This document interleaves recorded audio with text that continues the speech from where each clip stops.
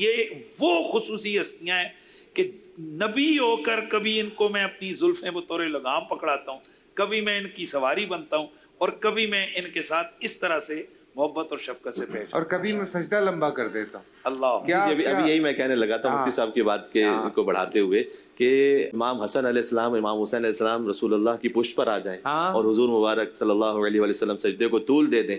لیکن میں نے تو نہیں دیکھا، اگر مفتی صاحبان کی علم میں بات ہو تو اصلاح کر دیں گے، کہ چاہے کوئی اہل تسنن میں سے مفتیان کرام ہو یا اہل تشیع میں سے کوئی، کسی نے یہ فتویٰ دیا ہو کہ اگر نانا کی پشت پر، عام نانا اس کی پشت پر نواسا آ جائے تو تم بھی سجدے کو طول دے دو۔ یہ خاص مخصوص تھا امام حسن امام حسین علیہ السلام کے لیے، یہ نہیں کہ ہر نانا ہر نواسے کے لیے۔ تو اس کا مطلب یہ ہے کہ اب یہ خالی نانا نواسے کا معاملہ نہیں ہے، جیسے مجھے صاحب نے کہا اللہ اکبر، یہ اللہ کا حکم ہے۔ اللہ چند مصرے پڑھنے دیں اس پر، اگر آپ کی اجازت چند مصرے پڑھ دیتا ہوں اس پر۔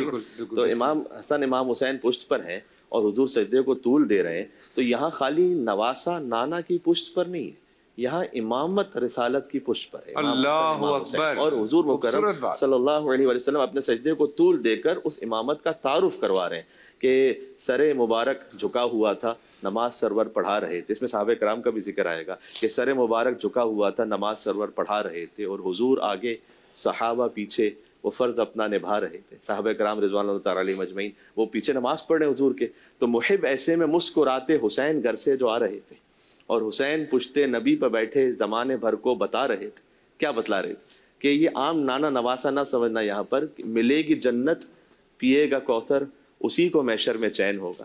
ملے گی جنت، پیے گا کوثر، اسی کو محشر میں چین ہوگا۔ نماز اسی کی قبول ہوگی کہ جس کے دل میں حسین ہوگا۔ اللہ، اللہ، سبحان اللہ، سبحان اللہ، سبحان اللہ۔